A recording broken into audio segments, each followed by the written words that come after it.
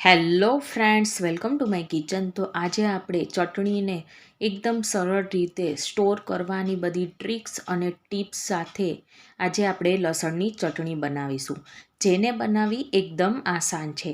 તો ચાલો ફટાફટ આવી લસણની ચટણી બનાવવાની શરૂઆત કરીએ. લસણની ચટણી બનાવવા માટેની યોગ્ય વસ્તુ આપણે જોઈ લઈએ. તો અહીંયા મેં લસણને તેના ફોતરા કાઢીને આ રીતના મેં લઈ લીધું છે. તો ફ્રેન્ડ્સ, અહીંયા છે ને ફોતરાનો ભાગ બિલકુલ ના રહેવો જોઈએ, તો તે વાતનું ધ્યાન રાખવાનું.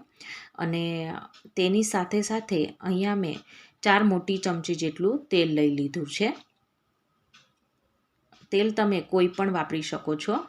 અને 4 મોટી ચમચી જેટલું મેં અહીંયા મીડિયમ તીખું હોય ને તેવું મરચું લીધેલું છે. જો તમારી પાસે વધારે પડતું તીખું મરચું હોય ને તો તેની જગ્યાએ તમારે કાશ્મીરી લાલ મરચુંનો ઉપયોગ કરવાનો. નહીંતર ચટણી તીખી બની જશે અને તમે ખાઈ પણ નહીં શકો. અને અહીંયા મેં 4 મોટી ચમચી જેટલું દહીંને આ રીતના મેં ફેટીને લીધેલું છે. અને સ્વાદ અનુસાર આપણે મીઠું લઈ લેશું. તો ફ્રેન્ડ્સ, આટલી જ વસ્તુઓમાંથી લસણની ચટણી છે ને એકદમ સ્વાદિષ્ટ અને ચટાકેદાર બનશે. હવે આપણે ખાવણી દસ્તામાં જે વાટકીમાં લસણ હતું ને તે બધું જ આમાં આપણે લઈ લઈશું અને દસ્તાથી આપણે બધું લસણને વાટી લઈએ. તમે આની જગ્યાએ મિક્સરમાં બી ક્રશ કરી શકો છો, પરંતુ મિક્સરમાં ક્રશ કરવાથી લસણમાં રહેલા બધા તત્વોનો નાશ થઈ જાય છે. તો કોઈ પણ મશીન હોય, જો લસણ હોય કે કોઈ પણ વસ્તુ હોય, તેને આપણે આધુનિક મશીનમાં ક્રશ કરીએ ને તો તેમાં રહેલા તત્વો છે ને એ બળી જાય છે. હવે આપણે જે મીઠું લીધું હતું તે આપણે સ્વાદ અનુસાર અત્યારે જ એડ કરી દેવાનું છે. આ સમયે લસણમાં મીઠું એડ કરવાથી તે ફટાફટ અને એકદમ ઝીણું ઝીણું વટાઈને તૈયાર થઈ જશે. તો ફ્રેન્ડ્સ, અહીંયા જુઓ, થોડી વારમાં તો આપણું લસણ છે ને એકદમ સારી રીતે ઝીણું ઝીણું વટાઈને તૈયાર થઈ ગયું છે. અને હવે આપણે આ સમયે 1 ચમચી જેટલું તેલ એડ કરીશું. જે લોકો ડ્રાય લસણની ચટણી ખાવાનું પસંદ કરે છે ને તેને ઘણીવાર એવું થાય છે કે તે લસણની ચટણી છે ને એ સુકાઈ જતી હોય છે. તે લાંબા સમય સુધી એવી ને એવી રહેતી નથી. તો આ સમયે તમે જો 1 ચમચી જેટલું તેલ એડ કરીને પછી આ રીતના એકવાર વાટી લેશો ને તો તમારી ચટણી છે ને એ ક્યારેય સૂકી નહીં પડે, એવી ને એવી રહેશે.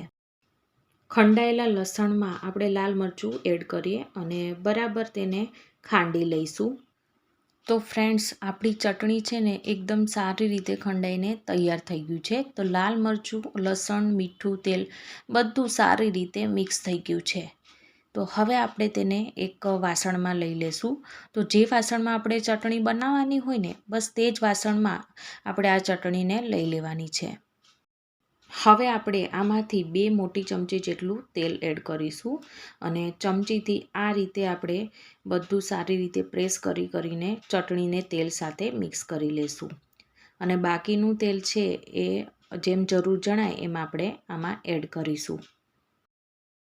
હવે આપણે બાકી વધેલું તેલ હતું ને એ પણ આપણે એડ કરીશું અને આ રીતના ચટણી સાથે તેલને મિક્સ કરી દઈએ.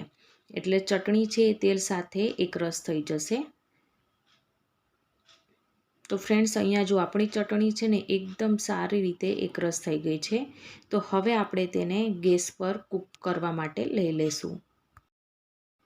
તો ફ્રેન્ડ્સ, અહીંયા મેં તવીને ગેસ ઉપર લઈ લીધી છે. તો આ રીતના આપણે કન્ટિન્યુઅસલી ચમચીથી આ રીતના ફેરવતા જશું.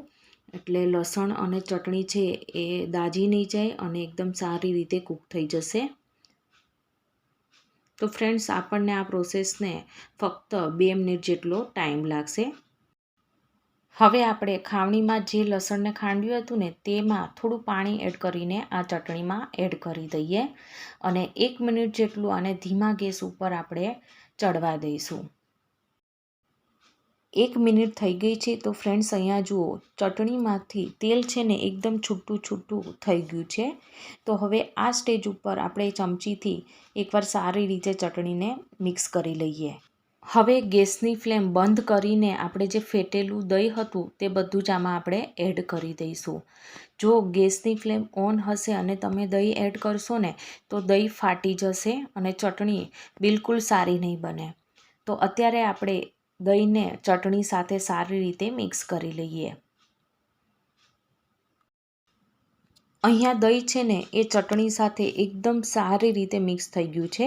તો હવે આ સ્ટેજ ઉપર આપણે ગેસની ફ્લેમ ઓન કરીશું અને એકદમ ધીમા ગેસ ઉપર તેને આપણે ચડવા દઈશું. અને જ્યાં સુધી આમાંથી તેલ છૂટું ના પડે ને ત્યાં સુધી આપણે આ ચટણીને કૂક કરવાની છે. તો ફ્રેન્ડ્સ, થોડી વારમાં તો અહીંયા જુઓ તેલ છે ને એ ચટણીમાંથી સરસ ઉપર આવી ગયું છે. તે છૂટું છૂટું જણાઈ રહ્યું છે. તો એકદમ પરફેક્ટ એવી આપણી આ ચટણી બનીને તૈયાર થઈ ગઈ છે. તો હું તમને એકવાર ચમચીથી પણ બતાવી દઉં તો કઈ રીતના આપણે કન્સિસ્ટન્સી રાખવાની. તો ફ્રેન્ડ્સ, આ રીતના તેમાં બિલકુલ પાણીનો ભાગ રહેવો ના જોઈએ. તો બસ આ રીતના તેનું ટેક્સચર આપણે રાખવાનું છે. તો ફ્રેન્ડ્સ, આ ચટણી છે ને એ તમે ભાખરી સાથે, થેપલા સાથે અથવા તો ઘણીવાર એવું થાય કે આપને શાક ભાવતું ના હોય તો તમે કોઈ પણ શાકની જગ્યાએ પણ આ ચટણીને સર્વ કરી શકો છો. તો ફ્રેન્ડ્સ, 15 દિવસ સુધી જો આ ચટણીને તમે ફ્રીજમાં રાખશો ને તો આ ચટણીમાં ફૂગ પણ નહીં વળે, તેમાં સ્મેલ પણ નહીં આવે અને ટેસ્ટમાં તો એવી ને એવી રહેશે. તો તમે ક્યારે બનાવો છો આવી એકદમ ટેસ્ટી અને લાજવાબ એવી લસણની ચટણી, એ મને કમેન્ટ સેક્શનમાં જરૂરથી કહેજો. અને જો મારી આજની રેસીપી તમને ગમી હોય તો મારી ચેનલને સબસ્ક્રાઈબ, લાઇક અને શેર કરવાનું ના ભૂલતા. તો આપણે ફરીવાર મળીશું એક નવી જ વાનગી સાથે. Thank you for watching.